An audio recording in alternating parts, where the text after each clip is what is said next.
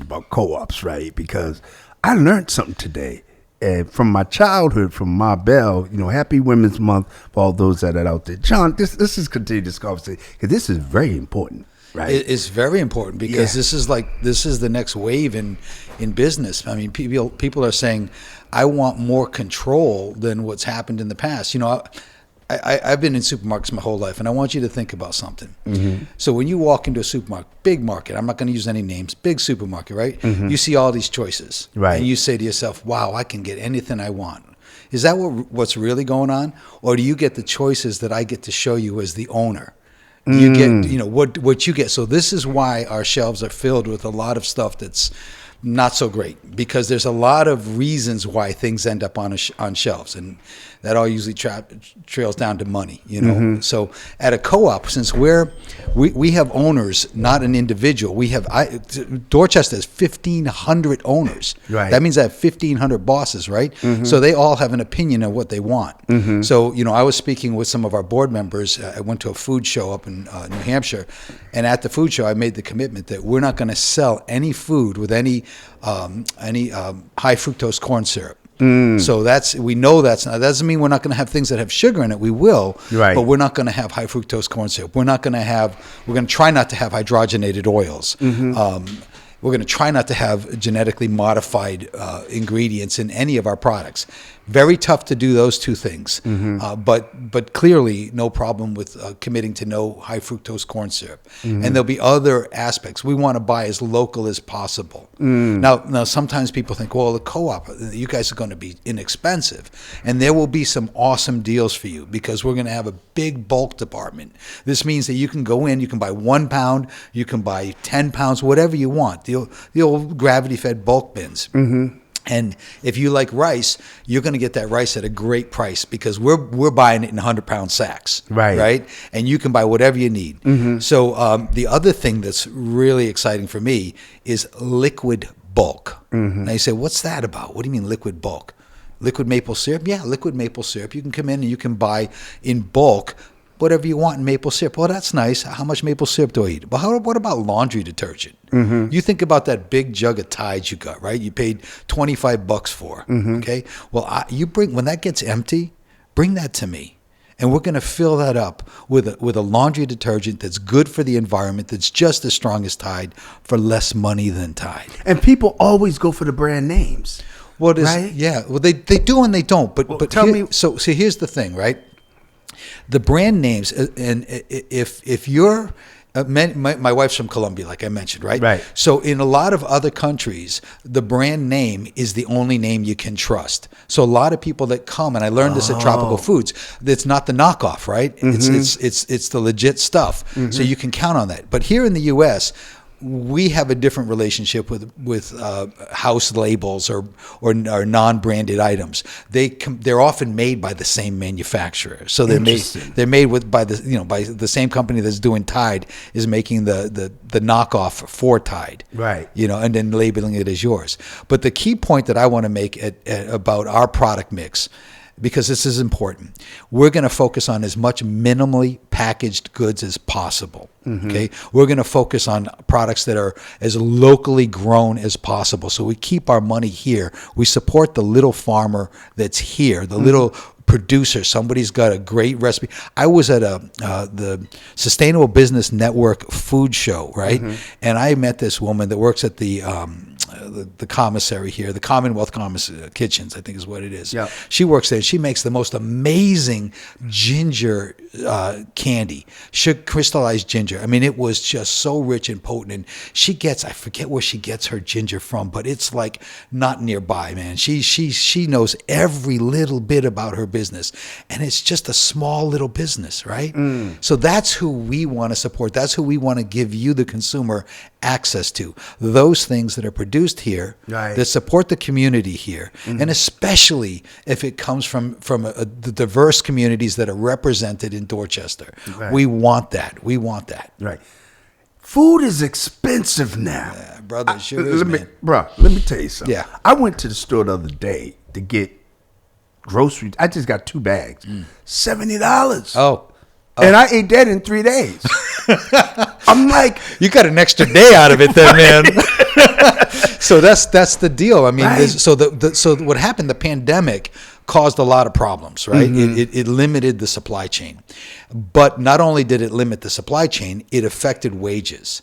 So now that the supply chain is kind of come back online, all of the distributors and manufacturers and everybody along the path has to cover higher wages, because prices can drop on cost of goods, right, but wages aren't going to drop. Right. You know, and that's not a bad thing. That's not a bad thing. But what people have to understand, and they don't understand it in this country. They do understand it in other countries. But this country, they think food should be free. They think food should be cheap. And when you get cheap food, you get cheap food. Right. Okay? Right. So there's a cost if you want to pay somebody fairly for the work they're doing so they can go home and be with their kids and maybe have a vacation or have a car that isn't all broke on them, you know? Right. That you got to pay them a reasonable wage. Right.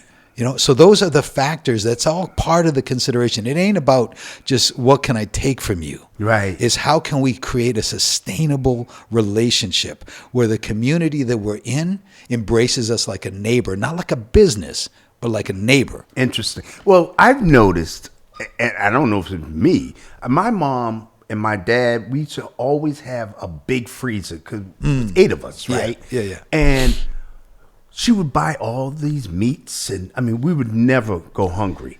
Yeah. You get meats now in the freezer; they'll go bad. Yeah.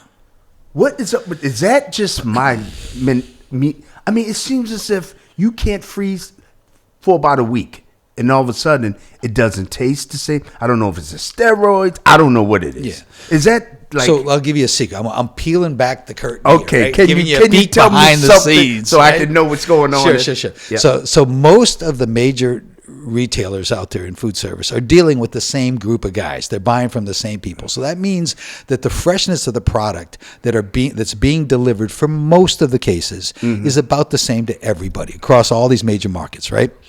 What happens is, how do they handle it? Do they hang on to it? Do they make a buy that lasts too long because they want to get a great deal? And then by the end of that buy, when they're selling the last few boxes of that beef, right?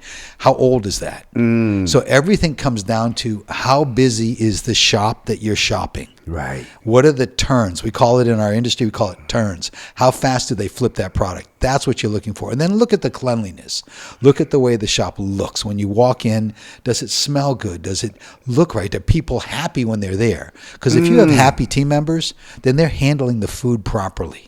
If you have unpleasant, unhappy team members that are nasty, right? That means they're not being treated right. That means they don't care about the environment. They don't care, brother. They don't care. Right. And that's the trick right there. How do you get people to care? And that goes back to the co-op model, because you got a voice. You got a voice. You can say what you think we should be doing with our profits. And again, this is a business, right? So we got to pay the light bill, right? We got to do that. Right. So that's why you're going to see things when you walk into our co-op, you're going to go like, man, God, how can they charge that much? So ask somebody a question. When you see something that doesn't make sense to you, like this is way out of line. Where's John? Where'd he go? You know, John, get over here. Tell me why are you charging $1 more than the guy down the street? Well, because we're getting it from this place, and this place pays their people this much money. And you know what? I know that's a little more. Let me show you where you're going to save money. Okay. Come on over here. Look at this. You buy this. This is cheaper than anybody in town. Right. So that's how you got to look at, like, where are you? What's the voice that you're giving to your dollar, right? And that's where you leave it. That dollar is going to turn into something. It's going to turn into somebody's electric bill and somebody's food for their kids and maybe some clothes, or it's going to turn into somebody's new house or second vacation. You know, who you giving it to? Right. And the co-op is us. It's Dorchester. It's Boston. Right. It's 1,500 people right now. Wow. You know, it's interesting when you made the comment about treating your staff Yes, sir. good. And I've had some like very weird experiences with staff members in various restaurants and stores, as if a generation of folks that don't treat people or the consumer right. And when you that really like really lit a light bulb when you had mentioned how, the importance of doing that, because then you have people that are happy, the environment feels happy, the smell feels good, it smells well. That is so important. How does this help as far as like building community? We're a part of a coalition, Bowden Kids, Yes, with Richard Clater and others. Great man, right? And we, we're trying to, really build our community, right, in Dorchester and other places. How does this help? How does this fit in the puzzle? Because you had mentioned opportunities with jobs. You talked about employees. You talked about the food. It's like you're talking my talk, right? And I love it, right? How does that fit in? Well, you have to be secure, right? So before you're going to take a chance on anything, before you can go to school and feel confident to ask the teacher a question about something you don't know, because that's how we learn, right? Right. Chasing the things we don't know, not the things we do know. Right. So in order to do that, you got to feel secure. You got to have food in your stomach. You got to have a place to live. You got to have clothes on your back, right? Right. That's the essence. Maslow's hierarchy of needs, right, is what that is, right? So a place like the Dorchester Co-op is going to provide employment for local residents. It's going to focus on providing awesome, healthy food. We're going to have some stuff that's not so healthy too, I can tell you that. Oh, yeah. But we're going to have really good, healthy options. We're going to relate to our staff in a way that hopefully minimizes the stress they experience in the course of their day, because they have a voice, Right. Here, this is what I learned with all my years of managing, right?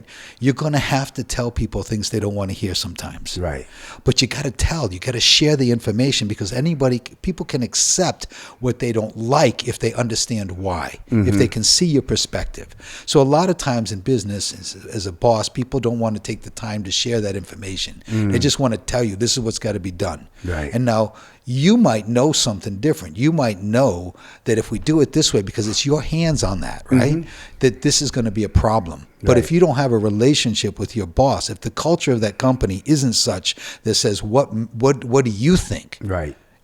Then you're going to be stuck accepting this unreasonable expectation, or this unreasonable direction, and you're going to be feeling like, wow, man, if I'm going to have to redo this work, or this is not the best way to treat my customers, or this schedule doesn't work for what the needs are. Right. And oftentimes it's the ego of the boss, or it's the culture of the company that allows that to happen. So these are some of the things that are going to be different for us. So all of these things help provide stability and security in the community that we're in. You give a man or a woman the opportunity to go to work and feel appreciated and understand that they're working for a purpose, not just for a dollar bill, that their toil matters, right? It matters to the people around them, and that they can bring joy, and that they are empowered to say something. Like in my store, I say call it my store because I feel that, right? Right. At our co-op, if you walk in and you say to somebody, man, I need some crackers, and have you ever had these crackers?